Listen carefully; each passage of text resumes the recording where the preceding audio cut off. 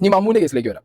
മോനെ മമ്മൂ എന്ന് പറഞ്ഞാൽ ആദ്യം മുതലേ പ്രശ്നമാണ്. മമ്മൂ വന്നു മുതലേ നമ്മൾ പേഴ്സണലി കാണുന്ന വ്യൂവേഴ്സ് എന്താ വിചാരിക്കുക, ഒന്നിലേ പൊട്ടം കളി, അല്ലെങ്കിൽ ബേസിക്കലി അങ്ങനെയാണ്, വിദ്യാഭ്യാസത്തിന്റെ കുറവ്, ആകെ മൊത്തം അങ്ങനത്തെ ഒരു എന്താ പറയുക, ഒരു ക്യാരക്ടർ, ഒരു ജൂനിയർ തൊപ്പി ക്യാരക്ടറിലേക്ക് വരാൻ ഇവന് കാണിച്ചു കൂട്ടുന്ന പരിപാടി. പിന്നെ ഇതൊന്നും അല്ലാതെ ഞാനൊരു കാര്യം എന്താ വെച്ചാൽ, ഈ മമ്മൂ തൊപ്പിയുടെ അടുത്ത് ചെല്ലുന്നതിന് മുമ്പ് തന്നെ വേറെ കുറെ വ്ളോഗേഴ്സിന്റെ അടുത്ത് പോയിട്ട് മുട്ടി നോക്കിയിട്ടുണ്ട്.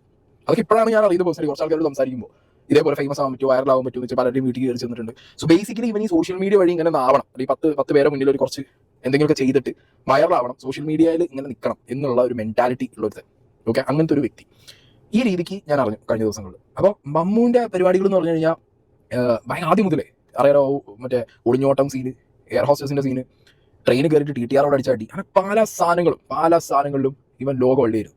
ഇനിയിപ്പോൾ അതിനൊക്കെ ഉത്തരം പറയേണ്ടി വരും. ഈ ഒറ്റ കേസിന് മാത്രമല്ല, പോലീസുകാരും തൂക്കിയെടുത്ത് കൊണ്ടുപോയി തെളിവെടുപ്പിന് പറഞ്ഞിട്ട് ഇവർ വരാപ്പോൾ നിന്ന് വീട്ടിൽ കിടന്ന് കൊണ്ടുപോയി എന്നുള്ളതാണ് കിട്ടുന്ന ഇൻഫർമേഷൻ. ഓക്കെ, അങ്ങനെ എല്ലാ സാധനത്തിനും വള്ളി വിടാതെ എന്ത് ചെയ്യേണ്ടി വരും. എല്ലാ സാധനവും സോഷ്യൽ മീഡിയയിലുണ്ട്. ആ എല്ലാ സാധനവും സോഷ്യൽ മീഡിയയിലുള്ള സാധനം പോലീസുകാർ എടുത്ത് വെച്ച് നോക്കും. അതിൽ ഇതിലൊക്കെ നിങ്ങൾക്ക് കേസ് ഉണ്ടോ, അല്ലെങ്കിൽ കേസ് എടുക്കാൻ പറ്റിയ സാധനങ്ങളുണ്ടോ, ഡെഫിനറ്റ്ലി അങ്ങനത്തെ എല്ലാ സാധനങ്ങളും നോക്കും. റെയിൽവേലും പോയി നോക്കും. വേണമെങ്കിൽ ആ പറയാം എയർലൈൻസിന് വരെ ഇവർ കോൺടാക്ട് ചെയ്ത് നോക്കും, നിങ്ങൾക്ക് പ്രശ്നം ഉണ്ടെങ്കിൽ കേസ് എടുക്കണമെന്ന് വെച്ചിട്ട് ഏത് ലെവലിലും പൂട്ടി വരും. കാണിച്ച് കൂട്ടുന്ന സമയത്ത് ആലോചിച്ചിട്ടില്ലേ, അപ്പോൾ പിന്നെ അങ്ങനത്തെ പരിപാടികൾ വരുമല്ലോ.